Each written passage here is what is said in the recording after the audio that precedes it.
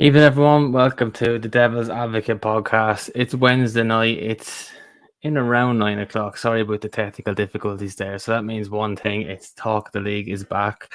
I think the Gremlins were a bit scared of Evan Fahy's top there. Now he's chosen the wife beater top there. He's gone full on Spanish Alicante mode there. Now he is tonight. He's absolutely buzzing with Chelsea tuning up. It has to be done.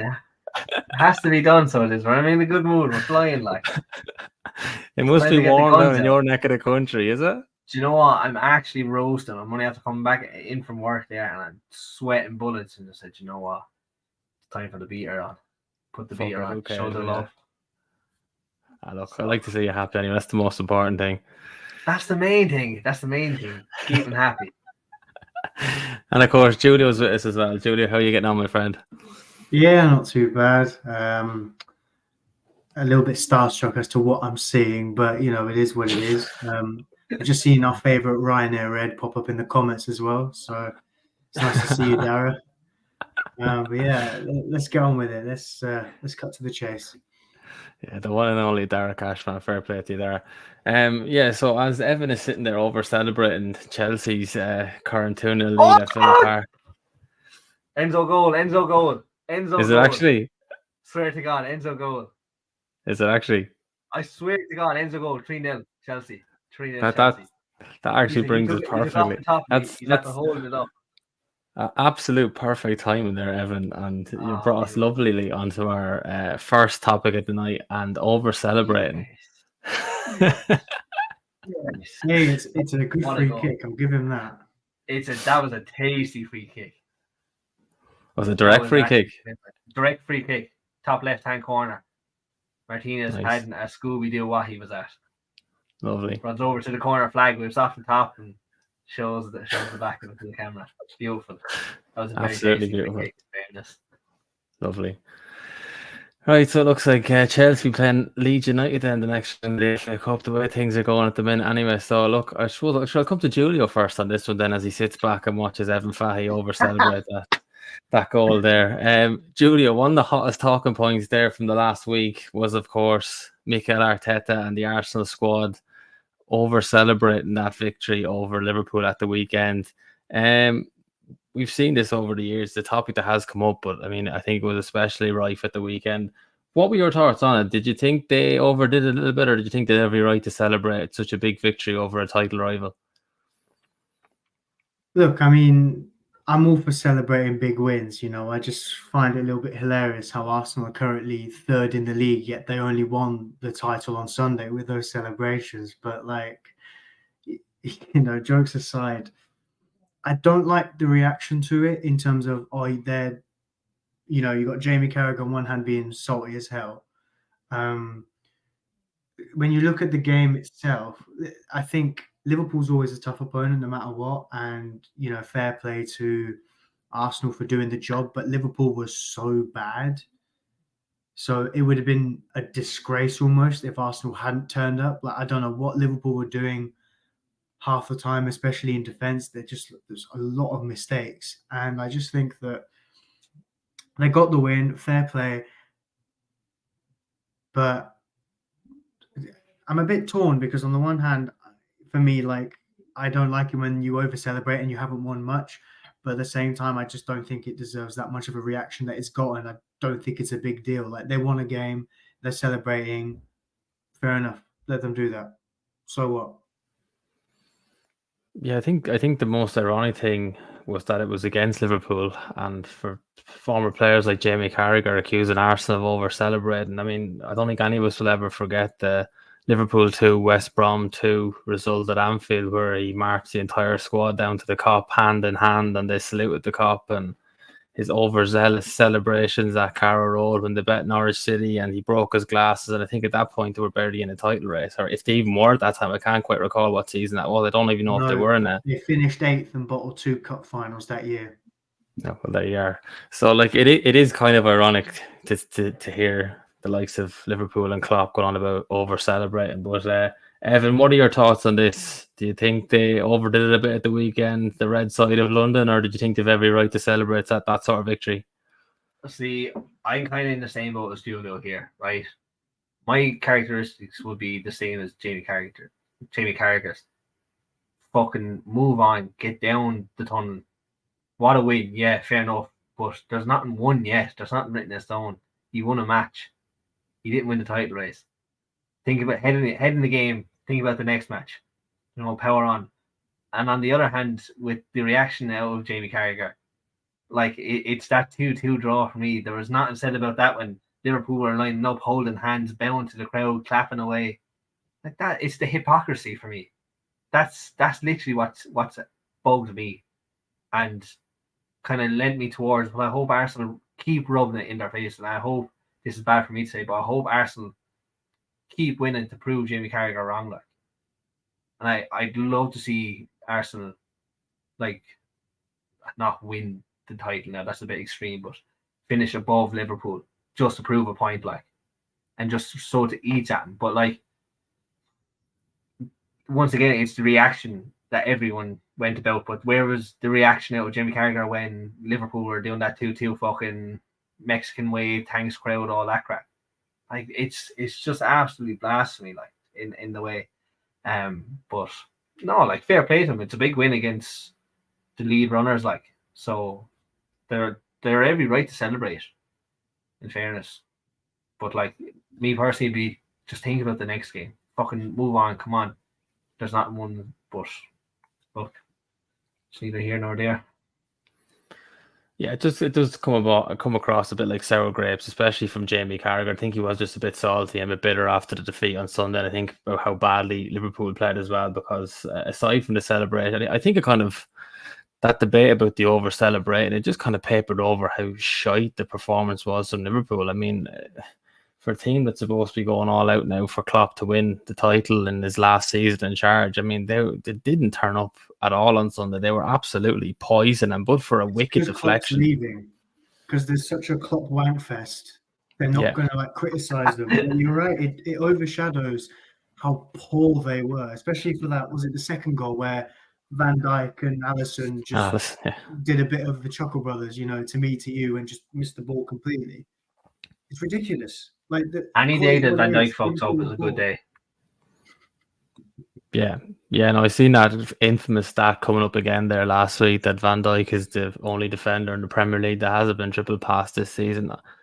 I have a bone to pick with that stat, by the way. They've been milking that since season 1, since he came from Southampton. Do you remember when the first time they had it? The season after, Victor Lindelof had that stat for 6-7 months of the season. He did, Lindelof. Not to mention, he did. Strikers don't tend to dribble past centre backs anymore, especially like players like Van Dijk. They don't dive in. They hold their position a lot more. So that stat is flawed, because not a lot of, there's not a lot of moments where he gets dribbled towards anyway, and he holds his position. So if someone goes past him, it's very rare that happens, because just no one dribbles past him and he tends to hold his position. It's usually other centre backs who they'll go past, or the fullbacks, so that stat is very flawed. Yeah, I just don't like the constant. There's contradictions in it, like. It fits certain narratives. Like, if you say, like I just said, Lindelof had it in the league the year after, the last time Van Dijk had it. No, like, because it's Victor Lindelof. If you want to be technical about it, like, I haven't been dribbled past this season anyway. I don't know about you. I don't see anyone dribbling past me yet. No. But there's still another half of the season to go. I think it just comes back to that narrative that was pushed by Carragher a few months back. I think it would have been the tail end of last season, that Van Dijk is the best ever centre back to play in the Premier League. It's absolute bullshit. I wouldn't have him in the top 5, 6, maybe even top 10 of all time in the Premier League in terms of centre back. I could name at least 5 already just ahead of him. Absolutely. Thiago Silva is better. I'll die on that hill. Thiago Silva is better than him. Considering his age and everything he's done in his career, I would agree with you on that one. Definitely. I thought he'd be a massive flop at Chelsea when they signed him at that age, but he's been one of their best signings in the last 5-6 years, definitely. Compare the players they played against, though. Van Dijk has not had the Drogbas and the Torres and the Rooneys and all them that the likes of Carvalho, even Company. The quality of the strikers back in the day. But then again, he had the quality isn't there anymore. Yeah. The quality is not there. Like the only, like, you have Holland, you have Watkins, you have Tony. There's after coming back. Who else is there?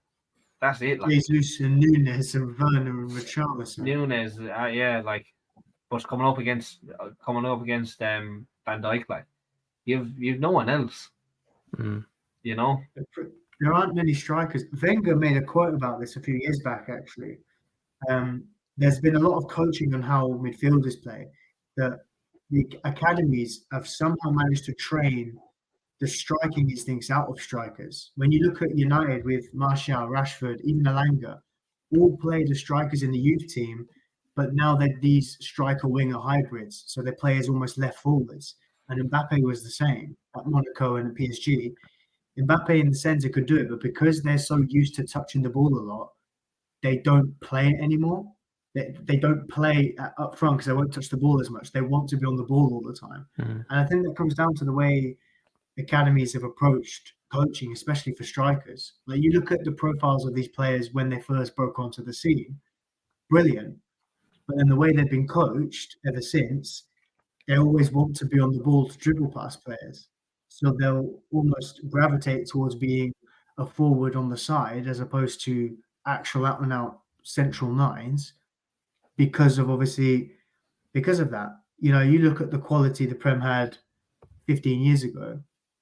You can't tell me that any of the strikers now, maybe apart from Haaland, but even Haaland, it doesn't have the same, like, you know, source, the same aura, if you like, that Drogba, Torres, Rooney.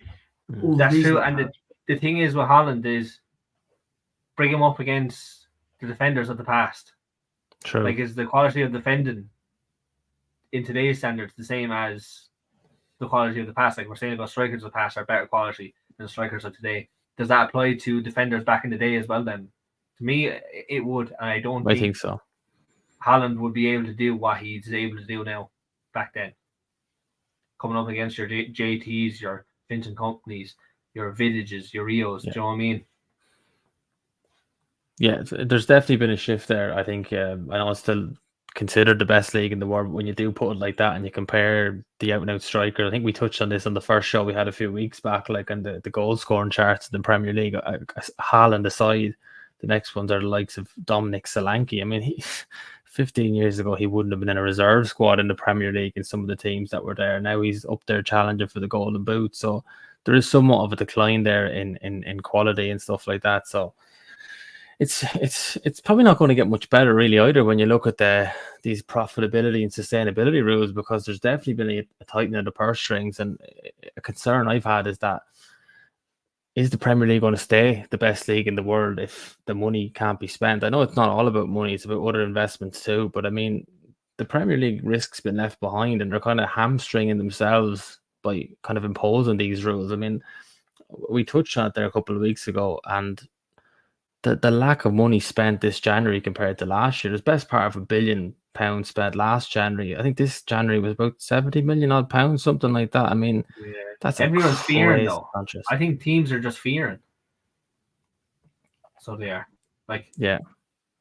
The idea of getting, and we're saying Everton situation, like, teams don't want that. And they're stroking the fear God into them, like, which is fair enough. Like, I understand it, because to be dropped 10 points in a season like this is more or less detrimental. Like, I think that fits into what's happening at City as well. I think some of these clubs are aware of what's happening and what these charges mean for City, and we discussed it again before. I think there's something major going to come at City. There's definitely something serious coming their way. Yeah, like we see. It was a tweet sent out there. I think it was yesterday or today that Chelsea are in fears of sacking Caramel Frappuccino because of the FFPs. Like, do you know what I mean? So to be even having to stick with a manager that's, well, apart from this game, not performing well, like, because of these new rules, it's going to terrify teams and like I said, even sacking managers. Yeah, it's hard to believe Chelsea have found themselves in this situation. Like, I mean, the way they were spending money, and they seem to kind of have these loopholes in the way they were buying players and putting them on certain contracts to get around FFP, and now they seem to found themselves in a situation where they've completely blocked themselves from sacking Pochettino. And I believe the same is quite similar at Man United for Ten Hag.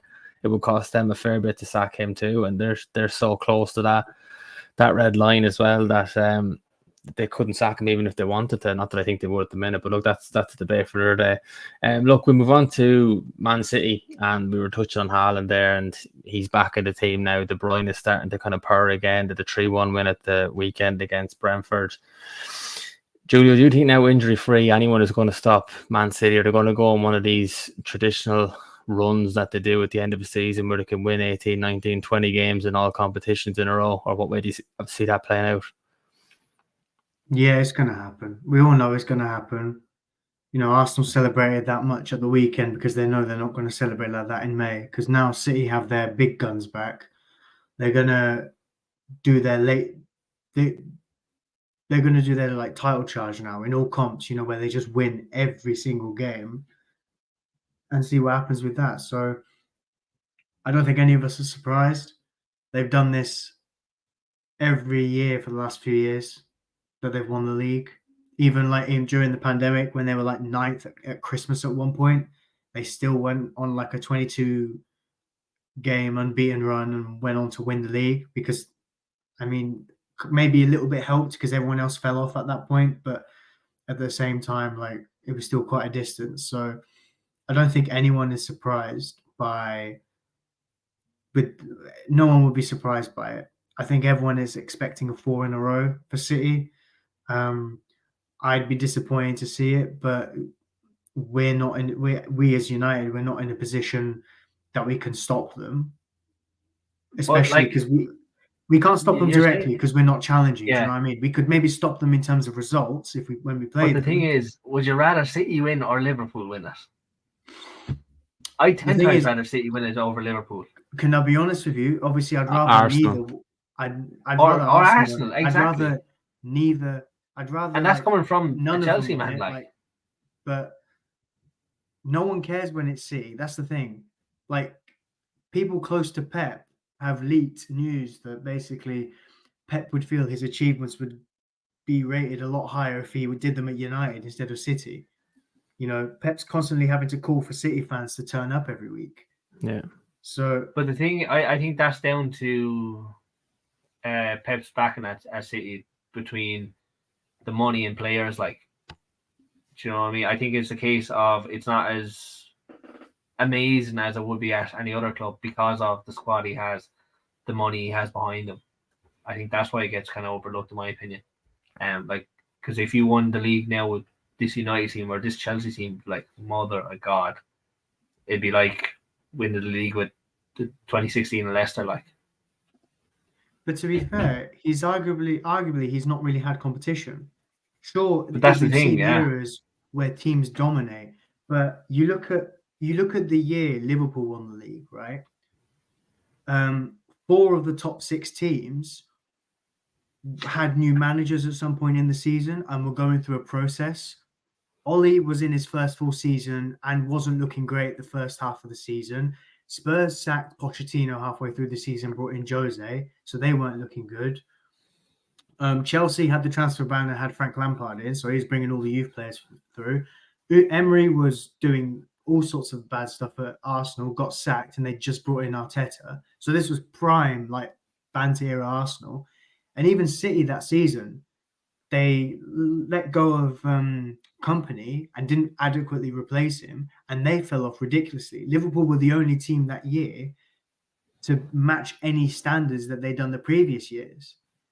And in other seasons where City have won it, it's literally been the Pep era the last 6, 7, 8 years, because no other team has been competitive. Teams are either not good enough, or they're having bad seasons, or they're, you know, sacking managers and going through a rebuild process. Like when United finished second under Ole, it still wasn't a title challenge.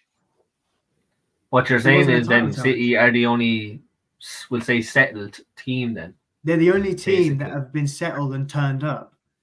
Whereas in previous eras, when Jose first came in, sure, he really took the league by storm, but the others weren't far behind as they are now. when there was that whole period in the 90s and the early 2000s, United and Arsenal were exchanging titles every year, every other year, pretty much. But there was constant competition. There hasn't been that. If you want to be technical, Pep's first year, Chelsea won the league. Spurs finished second.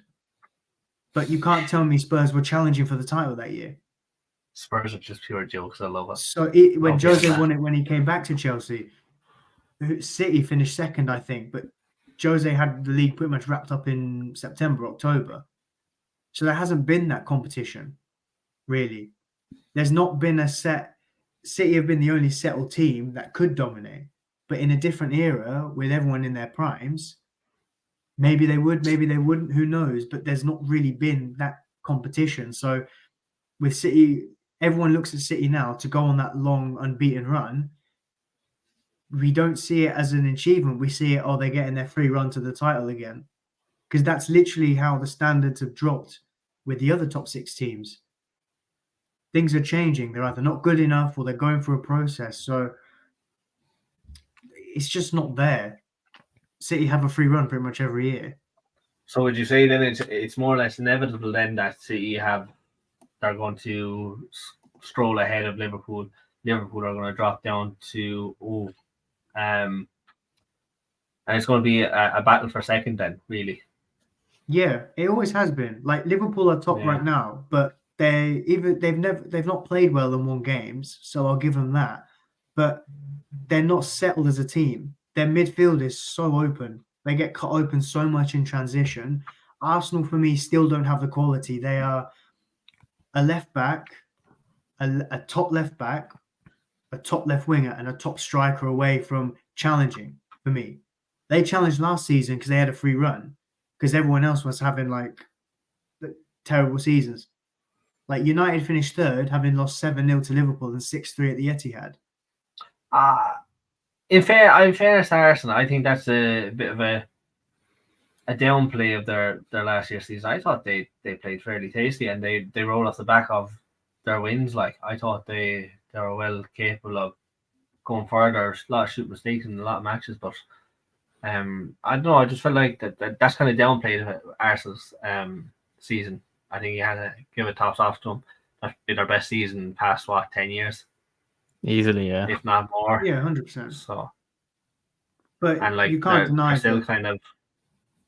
Go on, sorry. I was going to say, like, you can't deny, obviously, like, I mean, they've got Timber to come back at the end of the season. So he might slot into that left back role where Zinchenko is. But apart from that, their forward line is not good enough to challenge. No one has won a league with a decent forward line. Maybe a striker might be enough for Martinelli, for example, to do more. But Saka's the only one in that front three consistently who I would keep.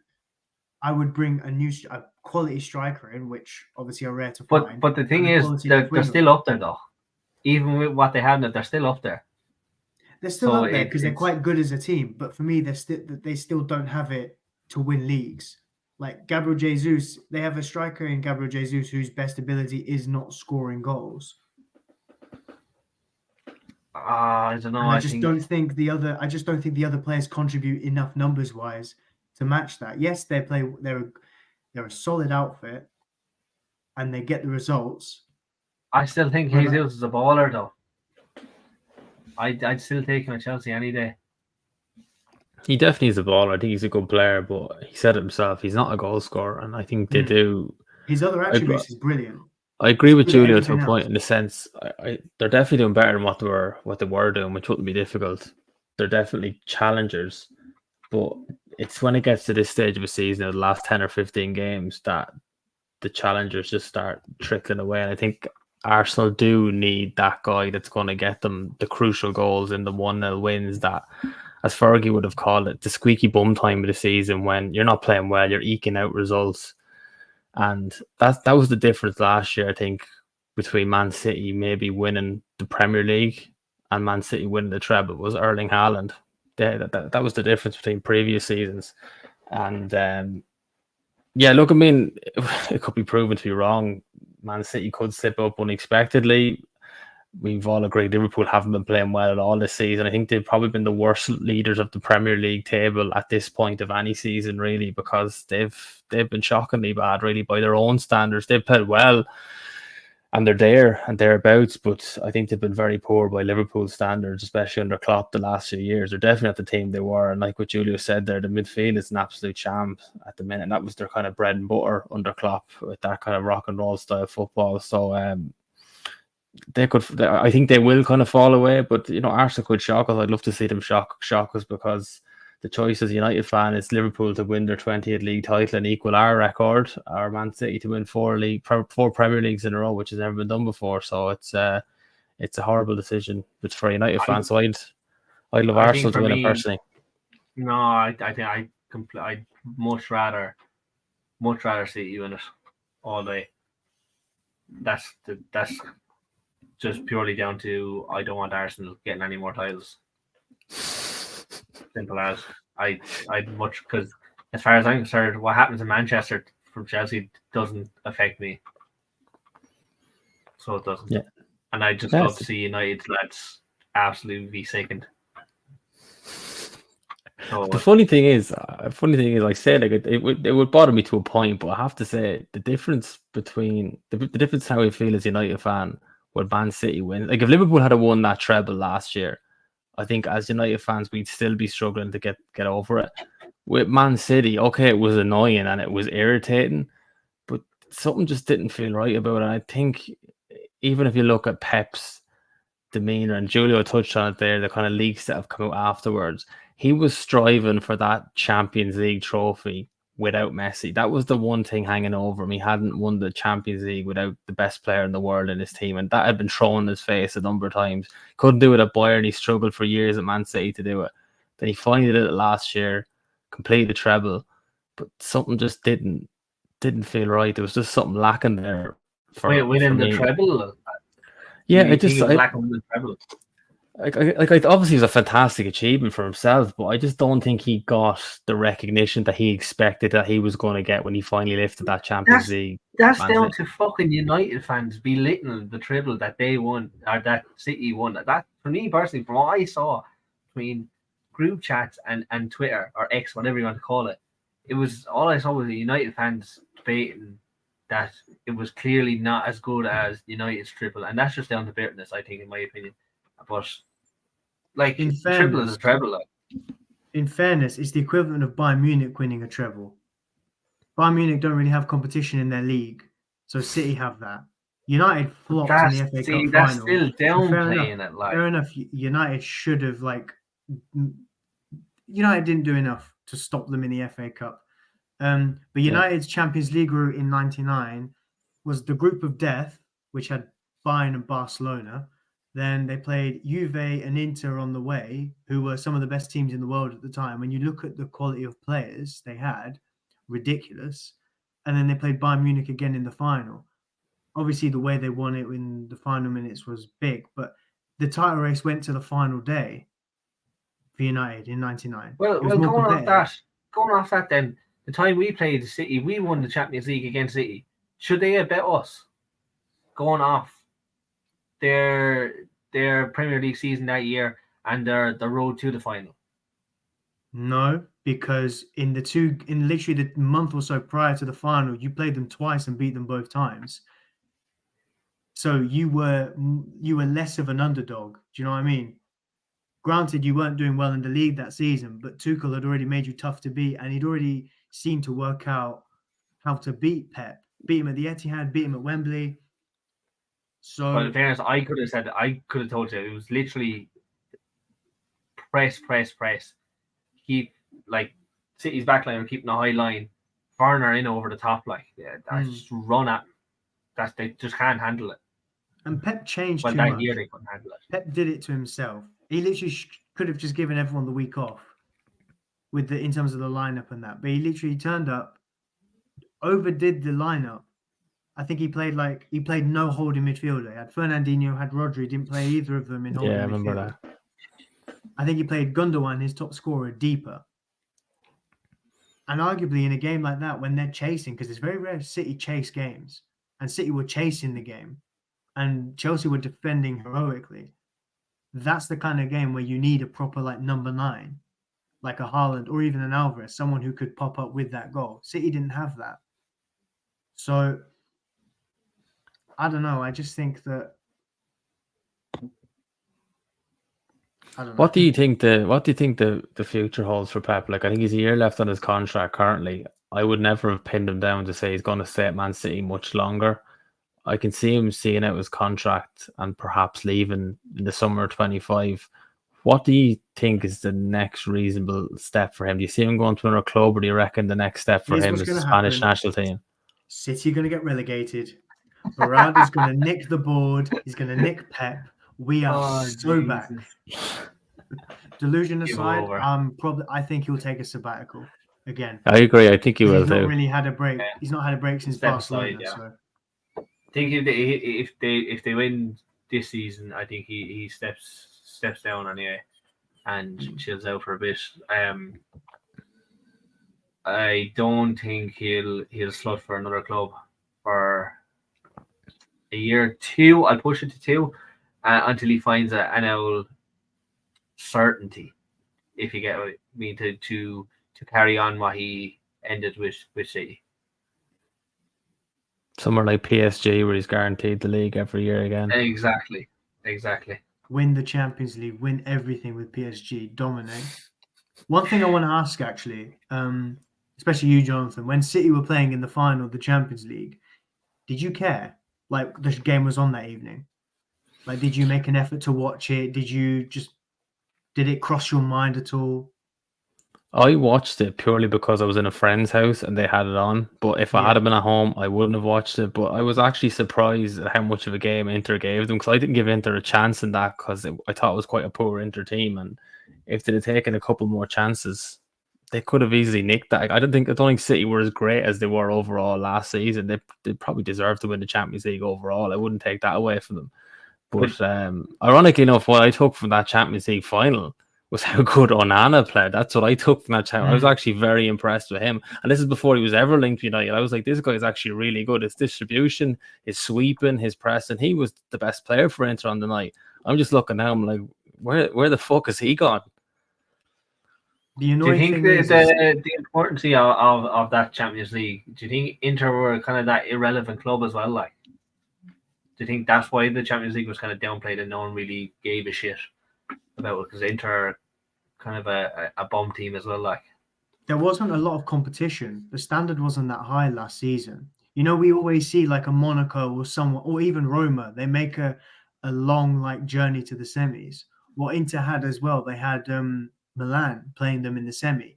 The big clubs left played in the one semi-final together, whereas on the other side you had the underdogs, who arguably maybe shouldn't have been there but were still there, based on when you look at who else is in the Champions League. Like PSG arguably should have been there, and other sides. So yeah, but do you think it's a case of the final wasn't as like watched or, like I say, given a shit about? Because, like, me personally, if there was like Fiorentina and fucking Sporting Lisbon in the final, I wouldn't watch it. Well, to be fair, 2004, Porto and Monaco. Yeah. 2004 is only talked about because it was Mourinho winning. It's true, Porto. Otherwise, it was the most one-sided Champions League final I think we've seen in the last 20 or so years. No one talks about it to this day, apart from Mourinho did it. Show me that Pep can do that. Yeah. Pep could never do that. No, Pep has taken a smaller club to the Champions League. We saw it with City last season, but not on a shoestring. Look how little City have spent the last few years. It's such an underdog story, really, isn't it? Oh my god! It's the story of like the world. That it sounds like I'm talking to Liverpool fans, deluded Liverpool fans. Ah, Jesus, they're not. No, definitely not that bad. Definitely not that bad. Right, we move along. Right, look ahead to Aston Villa. Actually, ironically enough, are they still 3-0 down? Still 3-0 down. 87th minute. Okay, so they're going to have the FA Cup. The title is Villa on fire. That's quite. Nicholas Jackson's just after coming off. Look at Villa, because in fairness, up until tonight, they have been doing pretty well as a whole. Performing in the Champions League spots, and you wouldn't bet against them getting a top 5 spot. I think it is this year, isn't it, to get Champions League football. Look at the impact Emery has had at Villa. Julia, do you think Arsenal gave him enough time, or was he ever the right man for Arsenal, do you reckon? It's difficult. My cousin's an Arsenal fan, so there's been times where I've joked like, you made a mistake sacking Emery even before he took the Villa job. I've always rated Emery. He's kind of a serial winner if you think about it. He's won a lot of trophies. I think the problem he had at Arsenal was he didn't have a good enough team to take him any higher than where they were. Like when he left, he had the likes of David Luiz, Socrates, Mustafi, Kolasinac playing in defence, a lot of bad defenders. You can't have sat there and said, right, we want you to challenge for top 4 and maybe even trophies with that that absolute dross. Like Arteta got rid of them, most of them on like ripped contracts. He went, right, we'll pay you to leave, we'll rip up your contract and go. That's how bad they were. Arsenal didn't care about like getting any money back. So I think that, listen, obviously coming in with the way the club was, especially when Wenger left, it was always going to be tough. But like I think if Arsenal's recruitment was as good then as it is now, we might have seen a different story for Emery. But I just think that for managers to do well, they need to go into a stable club like Aston Villa. The only reason Aston Villa were bad was because they had a poor excuse of a manager at the helm in Steven Gerrard. You know, Emery came in, took a team that we all thought would challenge for Europe, actually took them there after they were languishing down the bottom of the league on very minimal spend. I think he only bought one player, and that was John Duran, which I think was a club signing anyway. Brought him in January, but throughout the year there were no signings. He took what he had, just did really well with them, made them organised and made them a very solid outfit. And what we've seen this season is testament to that. So I put it down more to the situation of Arsenal. Like Arteta had a big job on his hands and he was given so much time to completely change the culture, because that club had been like toxic for years, even when Wenger was still there. You know, we've seen what the club was like. So for starters, I'm just glad that it's giving Emery respect that he's always deserved. You know, whether maybe he's better at underdog clubs as opposed to like an Arsenal, who are arguably a bigger club. You know, he took Sevilla to Europa Leagues. He's well respected in Spain for what he did at Villarreal as well. Won the Europa League, took him to the semis of the Champions League. When he was at PSG, lost the league title in his first season to that Monaco side. So I don't know. I think it comes down to a lot of things, but it was only going one way for Emery. There was a lot of good moments, but there was a lot of like bad moments for him, and in the end, obviously, it was right for him to go. Evan, do you think he's good enough for a big club? Like, could you see him potentially taking over from Klopp at Liverpool at the end of the season? Is he that sort of manager? Generally don't think so. I think he's like Potter. He's more for mid-table clubs. Like for me, the blend has to be there, right? For a club, for a senior team to succeed, it has to be a right blend. Like Jose Chelsea or Fergie United, it just matches. Like, you know what I mean, between players and managers. And Emery at Arsenal just didn't sit right. It just doesn't work. Like mixing water and oil, doesn't blend. Like, so for me, I don't see him at a big club. I don't think he should be at a big club. It just seems to work with smaller clubs where they're not bringing in mad money for players here, players there. It works where he has the mentality of sticking to what he has and working what he has on the small budgets. The players are there, like, and that's it. And working what he has there. Whereas he has free range to bring in all these other players at a bigger club. He has the opportunity to do that. It doesn't work for him. He doesn't have that kind of mentality or them tactics to do that. Yeah, I think we saw it to a point where Brendan Rodgers, didn't we, when he took over at Liverpool, that he'd done such a really good job at Swansea, and I know Swansea, much smaller club than I lost my train of thought, than Aston Villa, but it just didn't work at Liverpool for him. He just didn't have that aura, and as much as it begrudges me to say it, Klopp and Liverpool just work. There is that factor that, as much as he was linked at Man United in the past, Jurgen Klopp, as much as I would have loved him at the club, there's something that tells you it might not have worked at Man United. I think he was just tailor-made to manage Liverpool, in fairness to him. And he does wreck my head at the best of times, but there is a certain respect there, and the way he garnered that the fans, he created that bond. He joined up 30 years of history there when they won that league title, albeit in COVID, and it was behind closed doors. But, he did bring something that Liverpool probably lacked for that long period of time. And yeah, I do agree. I don't think Emery could come in the summer with that kind of calm, cool demeanour and replicate what Klopp has done. They're going to, if it's an interesting one, that's why I was actually raging. I missed the show last week, the Liverpool fan, because it's an interesting debate as to who is going to replace him. And there could be a couple of managers being replaced this summer when you look at Poch under pressure and Ten Hag under Ineos and stuff like that. But look, it'll be an interesting one to watch. We might even have to look at a replacement for Pep Guardiola at Man City. Who knows? We'll see on that one. There's a good comment in there from Dara, actually, which was what I was trying to say, was the underdog clubs do have a structure. For example, I would take, if the structure was set at United right now, because of where we are as a club and how much we've fallen off, I would take Emery, because I think he would do well. He would at least teach us how to teach this lot of players how to be organized.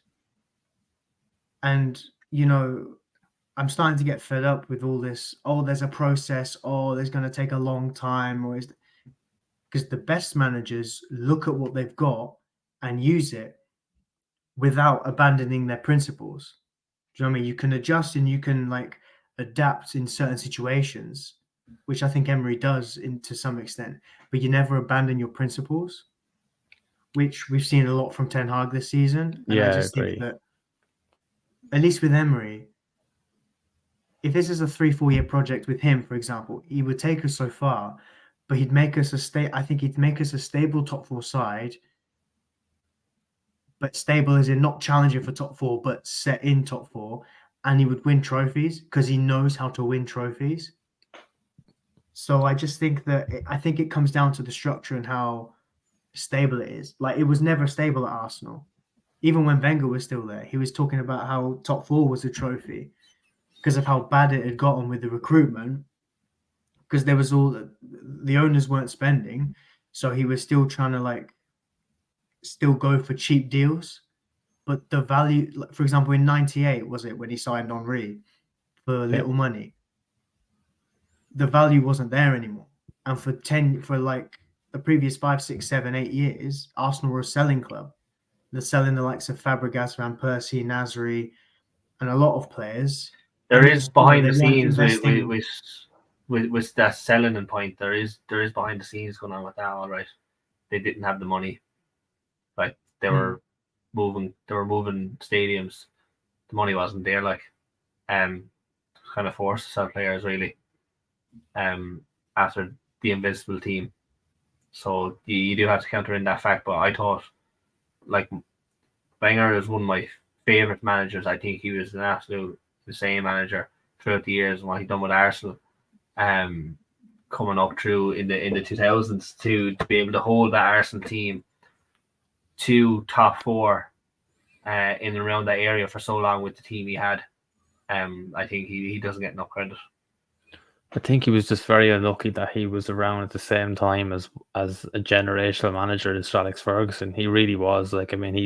If Ferguson wasn't around the same time, I think Wenger would have easily had another 3 or 4 Premier League titles to his name for sure. And easy. And I think that's another reason why he's overlooked, or he's underrated would be a better word.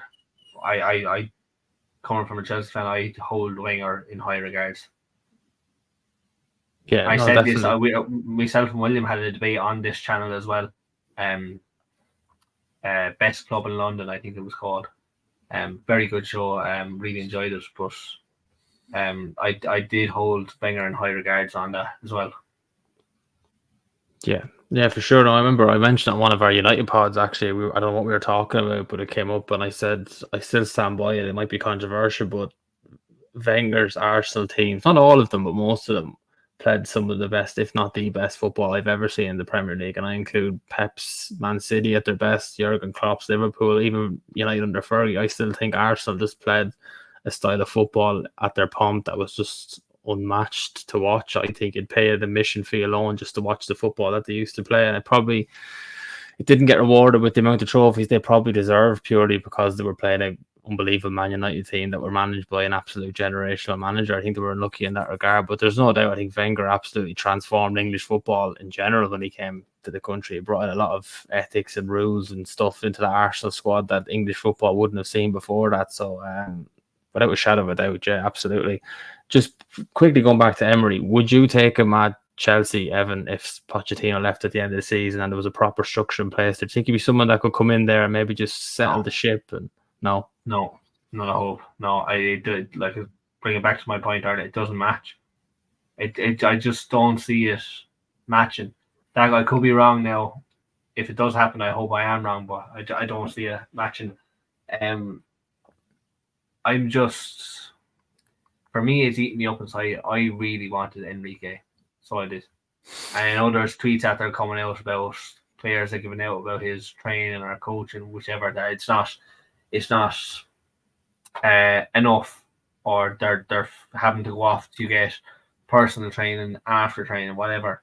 But I thought Enrique was a perfect fit to come in for us. But other than that, and Emery, I don't know who comes in after Frappuccino. Being honest with you, I don't know who's there. Like it's tough to know, and it's to wait and see with this big, if there is going to be a big manager swap for next season, see who is available and if we have resources to bring him into the club. Yeah, that's the other thing, isn't it? It's the finances involved, and if they're going after managers at another club, if that FFP is an issue, then they'll have to look at their second, third, fourth choice options. That's the problem. We've seen that at Man United loads of times over the last decade in terms of player signings. Quickly going to look at the bottom of the table. Luton Town, no one gave them an absolute Scooby-Doo in the Premier League this year. People were writing them off after 2 matches. Like, what fight they're showing at the minute, it's absolutely unbelievable. I think they're definitely everybody's second team in the Premier League at the minute. What have you made of what they're doing at the minute? Like, it's actually crazy if you think of the size of the club and the stadium and everything involved. It's unbelievable. It's an unsung it's pure blatant underdog Disney Channel film, Yeah. Clash of the Titans kind of sense to it. They're down and out. They're underdogs. No one is backing. They're losing the first few games of the season. Next minute they win 1, they win 2, they win 3, they win 4. They're, do you know what I mean? Emotions are high, and they're still in the build up, and they're keeping their eye on the ball. So it is magnificent to see, as we love watching all them underdog stories, So it is a mad one to see, and it is nice to see that kind of passion back into it. As we look back on the likes of the Barclays Premier League, as we'd say. Yeah, definitely. Like, Julia, we were talking a minute ago about the financial power of Man City and the inevitability of them maybe winning a 4th league title in a row. We look at the opposite end of the spectrum and the lack of budget at Luton Town, and you look at Ross Barkley absolutely bossing their midfield, signing a free transfer in the summer. Like, I mean, it's chalk and cheese, but they're up there competing. What have you made of Luton this season? Just actually, before you go on, Ross Barkley is up on the calendar along beside Kante. I haven't moved it off since I got that calendar. I love Ross Barkley. I love them. Very underrated player, I think. Yeah, big time. Yeah, listen, I take some pride in the fact that at the start of the season, I predicted them to go down, but I said that based on the lack of quality, realistically, out of the 3 promoted teams, I've done countless shows where I've said they're going to be the ones that show the most fight, which is obviously coming to fruition. I think what we've seen a lot, teams come up with the Premier League money they get and they spend it, and you see what it does to a team. Because what you need with the team is it needs stability. Very regularly, you buy loads of players, you try and get them to all gel at once, it won't work. So it's almost like you've got a team of individuals. The problem's the same at Chelsea. What Luton have done is they've stuck to their principles. They've taken the money. They've stored it pretty much in the club. They've invested it in the club. And what they've done recruitment-wise is stick to the approach they've always had, which is a bit of a Moneyball approach. And, signing the likes of Barkley and Townsend and Tim Krul, very much a streets won't forget team of 2013-14, and I think that they've been smart to keep with the main core of their team, but to make smart additions like that, experienced players in that field. They always were gonna. I think I said on one of Reese's shows last year, a few times actually, where their recruitment was always going to be Premier League rejects or best of Championship or that kind of level, and that's what they've done. And they've credit to them because they're fan owned as well. They haven't made the same mistake everyone else has. That their only problem is they don't have quite enough players good enough, but they could go down, but the money's in the club, and then they get parachute payments next year. They keep to their philosophy, they keep to their traditions, they keep to everything. They're still stable. They can upgrade everything in the club. They can invest in the club. They can improve, obviously, the squad. They could keep coming up and down. They could come back up after next season and stay up for a few years because the money will be in that club and they'll be able to afford better players. Because it gets to a certain point when you buy so many of these foreign players, like a lot of times they don't come for the club. They come for just Premier League. And I mean that in the sense of whether it's the money in the very racist now, Julio, isn't it? It's very racist. It's not. Comment, it's part of the reason why Neil Warnock can't get a Prem job. Neil Warnock can't get a Prem job because all these big good players from other countries, they won't take well to his methods. Whereas players from the Championship and below, they match those. They work well with him, and I just think that Luton are doing the right thing where they're investing carefully and it's just building on the club. That's not to say players from abroad are bad, but the quality maybe isn't there. Burnley have signed a lot of players from overseas. Yeah, I think this season though. I think I touched on it there, and I think it was the first episode. It's a win-win for Luton. It's just as simple as it. It's a win-win. If they stay up, they stay up. If they go down, they get a shit ton of money, and then dominate the Championship. But at least Julio said, keep to the same structure that they have. Yeah, and they're making a good fist of it as well. I mean, you look at them, and the first thing everyone looked at when they came up was Kenilworth Road, and how it looked like it belonged in League Two, never mind the Premier League. And they came up, no one gave them a chance, but they're actually fighting for their lives. In contrast, you look at Sheffield United, who've been up and down numerous times over the years and would have that bit more of experience than Luton. They haven't swung a punch. I mean, it's almost a win-win for them as well. Because you remember this time last year, we were seeing all the news about how they were being selective about turning the lights and the heating on or whatever. They were almost in financial ruin. Yeah, they put everything into coming up. They finally came up. So Sheffield United they want to stay up, but they don't have the quality.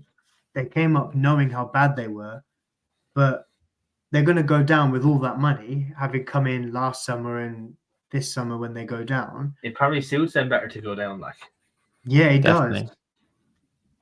So and that's a win-win for them as well. Does that? But are the managers are the board of directors have they realized that and kind of hoping for to go down in a sense? That incentive is obviously Yeah, that direction is obviously coming from the boardroom. You know what I mean? You can see it a touch at Burnley, and I mean, I'm shocked that Vincent Kompany hasn't been sacked yet, because even though they're in touching distance of safety, they just don't look like they're ever going to have enough there. And I think he's still living off this Pep Guardiola ball he was playing in the Championship, and they look good then. They came up with a canter, but again, they haven't really throwing a punch in the Premier League, and at least under Dijk they had a bit more bite and fight about. They weren't the most glamorous team, but I've been really disappointed. Not that I expected a hell of a lot from them, but it's almost like they've just come up and say, "Yeah, lads, we're here for the money. Don't mind us. We'll be gone in 12 months' time." And do you think that's actually a good point? Do you think now, right? That's actually a good point. Do you think there should be more of not a punishment, but more of an incentive to stay up, rather than like, oh, we're grand, we'll drop down, we'll get even money. Do you think that money should go into another area of the table? Like, yeah, I think they need to look at the parachute payments, because the amount of times we've seen Norwich and Southampton to an extent, and the same teams getting relegated. Fulham as well is another prime example. They're what I call yo-yo clubs, where every second year they get relegated, they collect their parachute payments, they have too much financial power for the rest of the championship, so they come straight back up. They definitely need to look at the amount of money that's given to these teams. It's different if these clubs find themselves in severe financial trouble. You don't want to see them going into administration or out of operation. But no, in that situation, you step in. But yeah, no, they do. They need to look at the allocation of prize money. You shouldn't just get hundreds of millions of pounds for existing in the Premier League and then getting relegated after 10 months. You should, exactly. If you look at the playoff final, it's called the most expensive game in football, and that it should be that, because the two teams that could contest that aren't worthy of that title. I'm sorry. Yeah, like inside the fight to stay up, like out with the bottom three. Like, whereas as it is now, like we were saying, that we heap money if we go down, so it's not really like the urge to fight is not as much there. Like, no, it's becoming part of their business plan. That's the thing. They're getting promoted. So that's grand. We don't even have to score a goal in the Premier League, and we're going to be whatever £150 million richer. Doesn't matter. We can use that next year in the Championship. Come back up, do it again. And £150 million in the Championship is monstrous, unbelievable. It's also because like teams spend so much to get out of the Championship because they want that Premier League money. They put a lot in it. Like, you saw what happened to Derby. What happened to Derby financially was because they spent so much money trying to get out of the Championship for years. They didn't get out of the Championship, and then they suffered the consequences of when it doesn't go well. Sheffield United have done the same pretty much since they've come down. They spent big money when they were in the Premier League. They came up. The first year, they maintained, obviously, what they had before. But then afterwards, they spent big money on the likes of Rhian Brewster, who just haven't done anything for them since signing for them. 20 million quid, I think it was. So I think teams in the Championship, Luton and Coventry weren't so much that. They never had the financial capacity to do that. But when you look at teams further down, like further up the Championship, who keep trying to get up every year, like Sunderland were the same in League One. They spent so much money trying to get out of the league, and eventually they did. But it's going to be the same for a lot of clubs. And you see it with I don't know if any of you watched the Wrexham show on Disney, but there's a prime example like of Ryan Reynolds and the other fella, whatever the fuck his name is, I can't remember, McAvoy or something, pumping so much money into Wrexham to try and get out of and into the paying leagues. Like, do you know what I mean? They're pumping so much money in just to get up into the paying leagues, and that's the kind of motivation that they have is the money. Like, that's the motivation they have is the money. They want to get up into the paying league. Like, yeah, that's what it is. It's a business, and with more money that comes into English football, the worse it's going to get, because the payday is greater for those clubs in the lower. It's worrying how much bigger the gap is getting. Yeah, like what's happening at Reading right now is terrible because of very poor ownership, and because there isn't enough money down there. Like, we're seeing what's happening at Salford City, for example. You know, every year they're spending money to try and get out of League Two. Gary Neville keeps sacking managers because he gets desperate when you invest so much money into transfer business and you end up, after failing to win via the playoffs, you end up around 19th, 20th the season after. It happens so often. And you're sacking the manager because it's getting desperate, and now you're fighting to stay up as opposed to fighting for promotion, even with the money you've spent on players coming in. And we're not seeing enough, like FA Cup upsets, for example. We're not seeing enough competition between clubs in different leagues when they play against each other in matches, because the money is so much greater at the top, that there's so much investment in terms of players and everything at the top, that clubs further down the pyramid, they're spending what little money they can to get as high up as possible. Like, a lot of the business down the lower leagues is 10, 11. A lot of the players are on 1 or 2 year contracts, and then 10, 11 of those leave, and then 10 more come in on freeze. So there's always a constant turnover almost of, of players. Sure, you might get the one like academy player coming in, but a lot of it is based on free transfers, because the rest of the money goes into the club somehow, paying the staff, paying everything. And it's worrying how much bigger that gap is getting. And, what happens at Bury, for example, Bolton were at the same time were 5 minutes away from that. But something came about with Bolton and they were able to survive. Bury couldn't. And we could see an instance in 10 years' time, not only do lower league clubs, it happens to them more, you could see clubs in the Championship right now, like Sheffield Wednesday, for example, end up that far down in financial ruin because of how poorly the clubs have been run. So, I don't know, just at the end of the day, it just proves the point of it's always about money. At the end of the day, everything is about money. Yeah, I don't think it's going to end anytime soon when you see these improved TV deals and increased wages for players. There's just more and more money being pumped into the sport, so I don't think it's a solution that we're going to see anytime soon. But look, lads, we're over the hour marks. We'll leave it there for this week. Thanks for joining me again. Thanks for everyone getting involved in the chat. We will have a preview show I think it's Friday night ahead of the Aston Villa game, and then we'll have a review show afterwards that's the United side of this.